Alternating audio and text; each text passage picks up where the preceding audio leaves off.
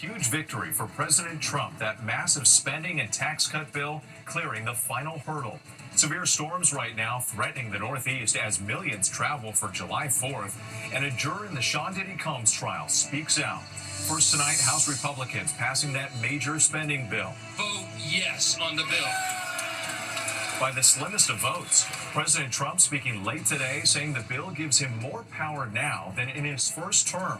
The bill including cuts to Medicaid, which could cause an estimated 11.8 million Americans to lose their health care. Even some Republicans concerned about the price tag, adding trillions to the national debt. In a historic speech, Democratic leader Hakeem Jeffries blasting the measure for more than 8 hours on the House floor. Mary Bruce standing by at the White House. Severe storms slamming the Northeast as we come on, with millions hitting the roads and the skies during a record holiday travel crush. Also developing tonight, we're tracking a tropical system threatening the Southeast that could wash out holiday plans. Our weather team timing it all out. A deadly explosion levels a home in Southern California. Fireworks suspected, one person killed as authorities search for the missing from that massive blast at a fireworks warehouse in Northern California. For the first time tonight, a juror stakes call between President Trump and Vladimir Putin. What we're learning as Russia's war on Ukraine rages. Dramatic new video, the daring rescue on Mount Washington after a hiker fell 60 feet. A soccer superstar killed in a fiery Lamborghini crash. And remembering two acting legends, one who starred in some of Hollywood's most memorable films, the other you'll remember from Star Wars. From ABC News World Headquarters in New York, this is World News Tonight with David Muir. Good evening. Thanks for joining us on this Thursday night. I'm Wayne Johnson in for David. We begin tonight with a defining moment for President Trump, the House delivering the first major legislative victory of his second term, passing his mega spending bill, the core of his domestic agenda. Late today, President Trump celebrating on his way to an event in Iowa after pressuring holdouts within his own party. He's now trying to sell the bill to the American people. House Speaker Mike Johnson swinging the gavel once the votes were counted. He worked around the clock to make this victory happen. Only 2 Republicans voting against the bill. The package includes sweeping tax cuts and cuts to Medicaid, which could cause an estimated 11.8 million Americans to lose their health care. It's expected to add $3.4 trillion to the national debt over 10 years. The bill with no Democratic support, House Minority Leader Hakeem Jeffries taking to the floor for what's known as the Magic Minute. He ended up speaking for more than 8.5 hours, breaking a modern-day record. President Trump insisting the bill is going to be really great for the American people and saying he has more power now than he did in his first term. ABC's chief White House correspondent, Mary Bruce, leads us off. Tonight, a triumphant President Trump celebrating his major legislative victory. It's going to make this country into a rocket ship. It's going to be really great. After a hard-fought battle, the bill at the heart of Trump's agenda eking through the House to cheers of USA. On this vote, the yeas are 218, the nays are 214. The motion is adopted.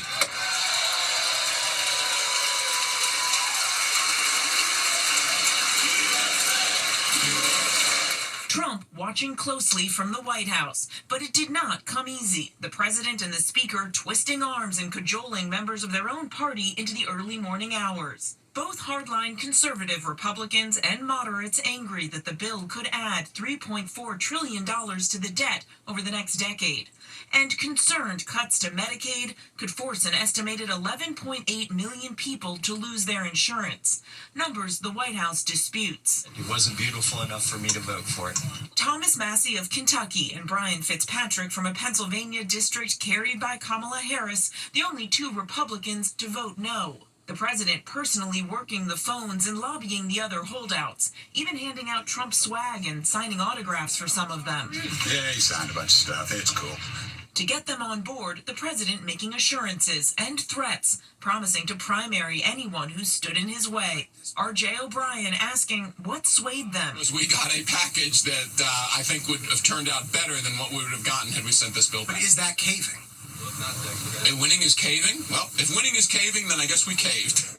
The bill includes roughly $4 trillion in tax cuts, mostly for wealthy Americans, and new spending on immigration enforcement. It also fulfills Trump's campaign promise to eliminate taxes on tips and overtime. And it guts Biden-era clean energy initiatives.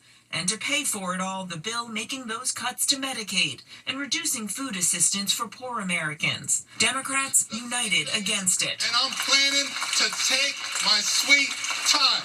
Democratic leader Hakeem Jeffries railing against the bill on the House floor for a record-breaking 8 hours and 44 minutes. Shame on this institution if this bill passes.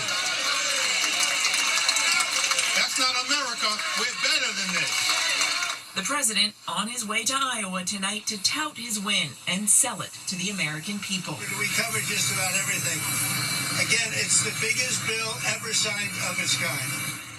The president now plans to sign this bill into law here at the White House tomorrow afternoon, meeting his own July 4th deadline. That event will be attended by members of Congress and party leadership and will include a flyover by a B-2 bomber, the same plane used in that recent U.S. strike against Iran.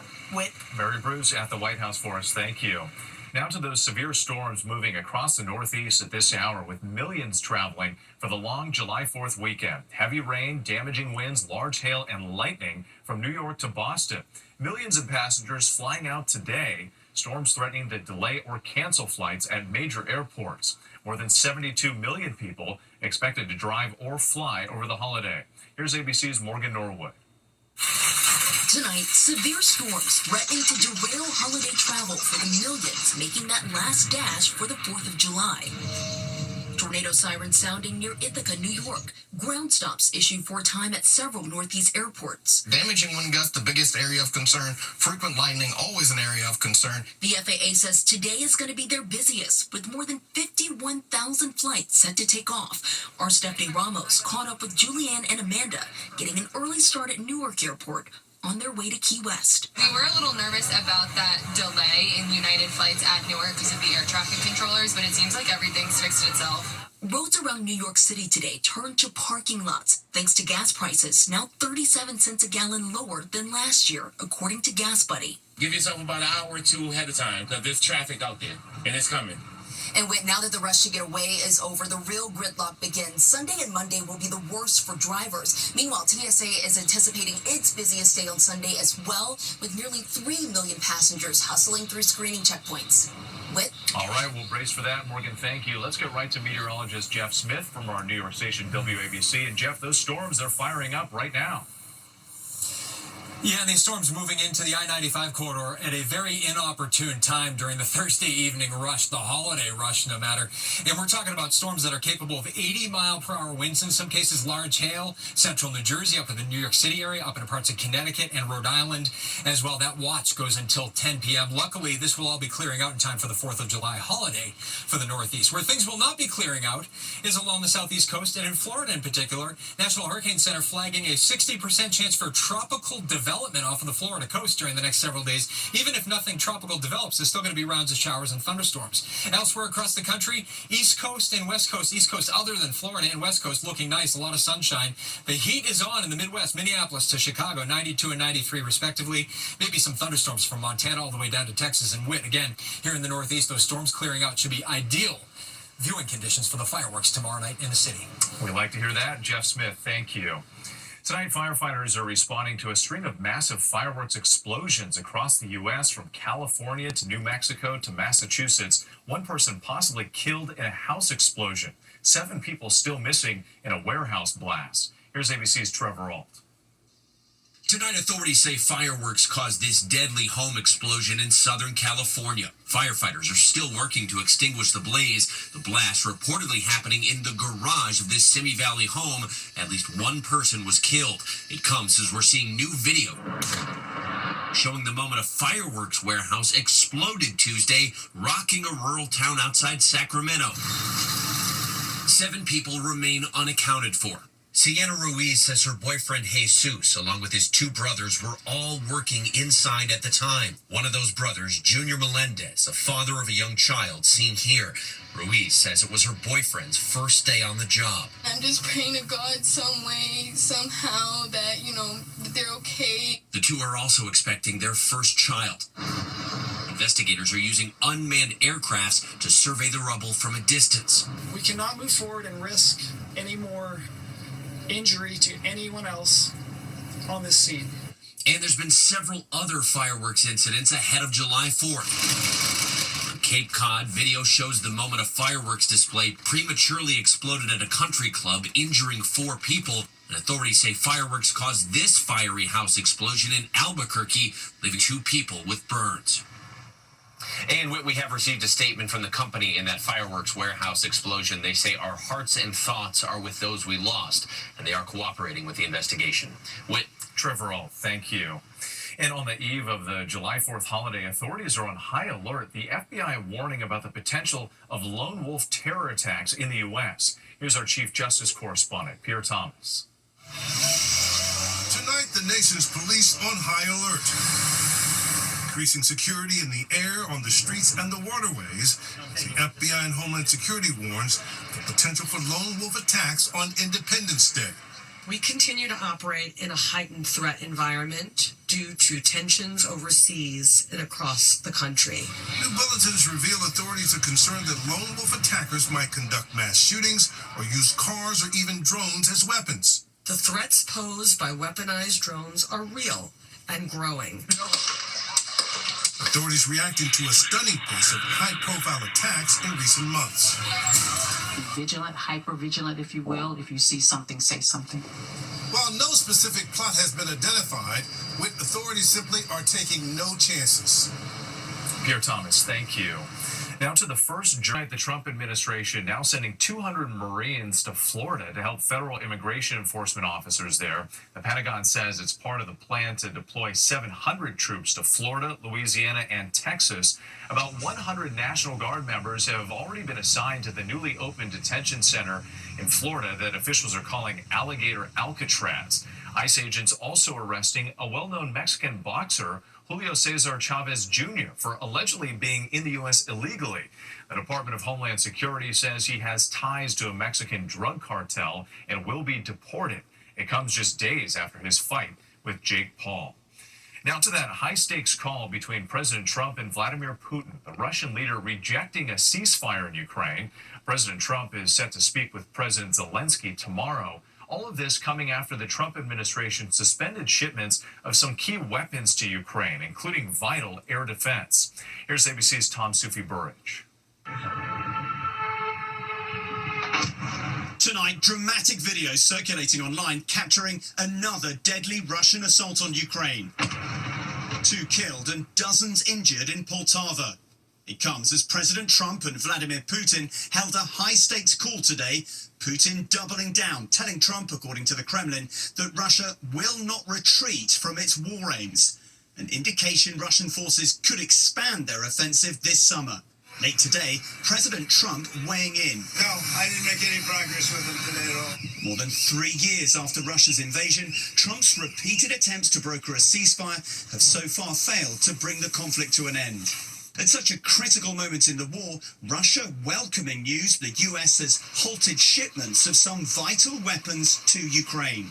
US officials calling that decision part of a broader review of munitions shipments to all US allies. We can't give weapons to everybody all around the world. We have to look out for America. And with those US weapons expected to come up when President Trump speaks to Ukrainian President Zelensky tomorrow. Tom Sufi Burridge, our thanks to you tonight. Back here in the U.S., a strong showing for the American economy. The U.S. adding more than 147,000 jobs last month, better than expected. Unemployment ticking down to 4.1%. The report making it less likely the Fed will cut interest rates later this month. The jobs report giving a solid boost to the stock market as well. The Dow up 344 points. The NASDAQ and S&P 500 posting record highs for the 3rd time this week. When we come back, a major soccer star dies in a fiery crash, remembering an acting legend who starred in some of the most iconic films in recent years. And just ahead, the dramatic rescue on Mount Washington, the New Hampshire National Guard airlifting an injured climber after a 60-foot fall. Next tonight, the pilot of a skydiving plane that crashed in New Jersey praised for skillfully bringing the plane down and saving lives after an engine problem. The plane crashing into a wooded area, at least 14 people hurt, some critically. Several victims covered in jet fuel. They had to be decontaminated on site. The NTSB is now investigating. And a daring rescue tonight on New Hampshire's Mount Washington, a National Guard helicopter reaching a rock climber who had fallen 60 feet, suffering what are believed to be serious injuries. A member of the Guard team helping to bring the victim aboard and flown to a hospital for treatment. When we come back, the latest on the soccer superstar killed in a fiery crash and remembering an actor from the first Star Wars movies. I told myself safety information at inspiresleep.com. To the index now, fans around the world are mourning the death of Portuguese soccer star Diogo Jota. The 28-year-old who played for Liverpool died with his brother in a car crash in Spain overnight. Police say his Lamborghini veered off the road and burst into flames. And British actor Kenneth Colley, best known for his role in the original Star Wars films, has died. His agent says he died of pneumonia after contracting COVID. Colley played the Imperial officer in charge of the Death Star. His career spanned 60 years on stage, screen, and television. Kenneth Colley was 87. When we come back, a look back at the career of the legendary actor, Michael Madsen. Finally tonight, from Reservoir Dogs to Thelma and Louise, Michael Madsen mastered the roles he played. He was a prolific actor known for playing menacing characters in Quentin Tarantino's most popular movies. Hey, what's going on? You hear that? Michael Madsen as the cruel criminal Mr. Blonde in Tarantino's 1992 directorial debut, Reservoir Dogs. The two would cross paths frequently in Hollywood, appearing in the Kill Bill films. That woman deserves her revenge. And The Hateful Eight. You're writing your life story. You bet I am. His decades-long acting career included roles in over 300 films. All missiles enabled. But he wasn't always the tough guy. You love somebody else? In Thelma and Louise, playing Louise's love interest, Jimmy. I'm not going to tell anybody anything, and I'm not going to say that I even saw you. Madsen was born in Chicago. Over the years, he'd struggled with alcohol and addiction. Aside from acting, he was also a published poet. In 2020, after receiving a star on the Hollywood Walk of Fame, Madsen reflecting on his career. Many, many years ago, I came to California. I didn't know what I was going to do at that point with myself. I could have been a bricklayer. I could have been an architect. I could have been a garbage man. I could have been nothing. But I got lucky. I got lucky as an actor. Madsen's manager saying he died unexpectedly today after he was found unresponsive in his Malibu home. Michael Madsen was 67. And his sister, actress Virginia Madsen, describing him as mischief wrapped in tenderness. Thanks for watching tonight. Good night.